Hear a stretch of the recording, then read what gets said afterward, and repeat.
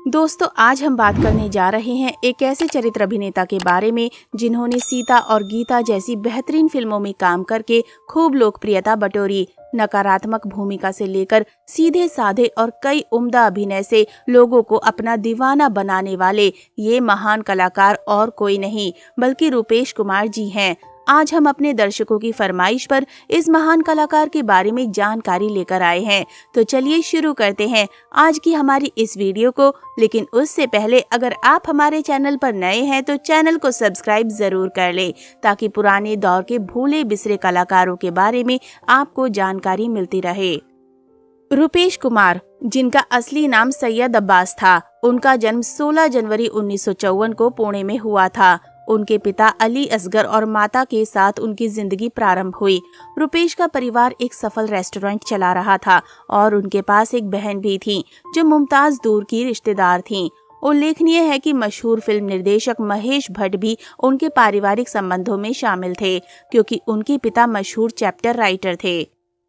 रूपेश कुमार का पढ़ाई में मन नहीं लगता था। हालांकि उन्होंने प्रारंभिक शिक्षा किसी तरह समाप्त की। पढ़ाई पूरी करने के बाद वे अपने पिता के साथ उनके रेस्टोरेंट में काम करने लगे। लेकिन बचपन से ही फिल्मों में काम करने और अभिनेता बनने का सपना लिए रूपेश ने मुंबई जाने का निर्णय लिया। उनके माता के समर्थन और सपोर्ट के बावजूद मुंबई में जीवन आसान नहीं था। पैसे खत्म हो जाने के बाद वे बेहद संघर्ष करने लगे और किसी तरह एक रेस्टोरेंट में नौकरी मिली। मुंबई में संघर्ष करते हुए रूपेश कुमार ने छोटे मोटे रोल्स करना शुरू किया। धीरे धीरे उनके टैलेंट के कारण उन्हें बड़े फिल्मों में भी मौके मिलने लगे। उनकी प्रमुख फिल्मों में रामपुर का लक्ष्मण, सीता और गीता जैसी फिल्में शामिल हैं। उनका अभिनय धीरे धीरे पहचान पाने लगा, लेकिन असली सफलता के लिए संघर्ष अभी भी जारी था। वो बॉलीवुड फिल्मों में एक चरित्र अभिनेता थे जिन्हें खास तौर पर 1965 से 1995 तक 100 से ज्यादा हिंदी फिल्मों में खलनायक की भूमिका के लिए जाना जाता है। उन्हें सीता और गीता और द ग्रेट गैम्बलर जैसी फिल्मों में उनकी कॉमिक और साथ ही नकारात्मक भूमिकाओं के लिए व्यापक रूप से याद किया जाता है। वे अभिनेत्री मुमताज के चचेरे भाई थे। वे अपनी चचेरी बहन अभिनेत्रियों मुमताज और मलिका के बहुत करीब थे। उनकी सबसे बड़ी बेटी की शादी दिलीप कुमार के भतीजे जाहिद खान से हुई है और उनके 3 बच्चे हैं। रूपेश कुमार ने अपने माता पिता की पसंद की लड़की से शादी की। उनकी पत्नी का नाम निशा था और उनके साथ उन्होंने एक खुशहाल जीवन बिताया। उनकी 3 बेटियां भी हैं। बड़ी बेटी मुमताज खान, दूसरी बेटी का नाम पौर और मूर्ति है।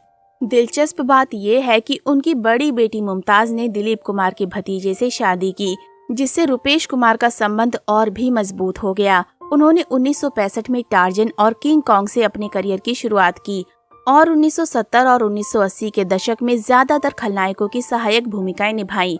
उनकी सबसे मशहूर फिल्मों में अंदाज, सीता और गीता, चाचा भतीजा, द ग्रेट गैम्बलर, जानी दुश्मन, हम 5, बड़े दिलवाला और गुरु शामिल हैं।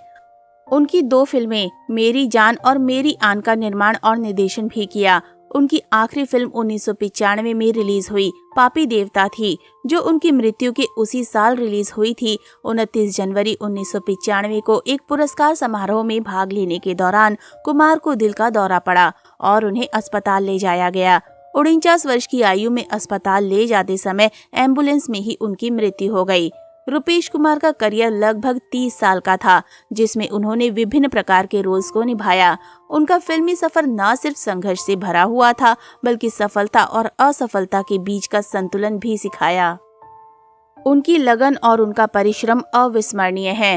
हालांकि उनके कुछ बेहतरीन किरदारों को याद करते हैं। 1995 की पापी देवता फिल्म में इन्होंने कुंदन का किरदार निभाया था।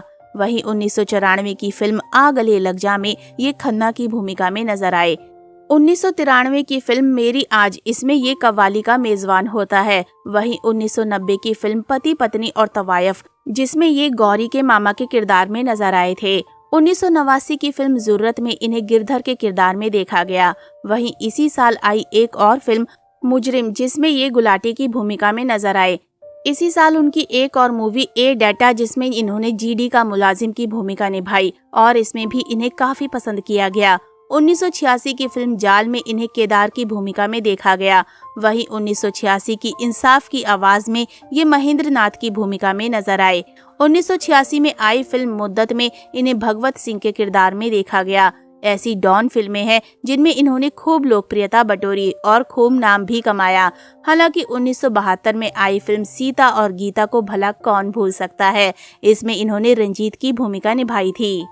वहीं 1971 की फिल्म कल आज और कल में ये सन्नी के किरदार में नजर आए। भले ही ये महान कलाकार आज हमारे बीच ना हो, लेकिन उनके द्वारा निभाया गया हर एक किरदार दर्शक बेहद पसंद करते थे।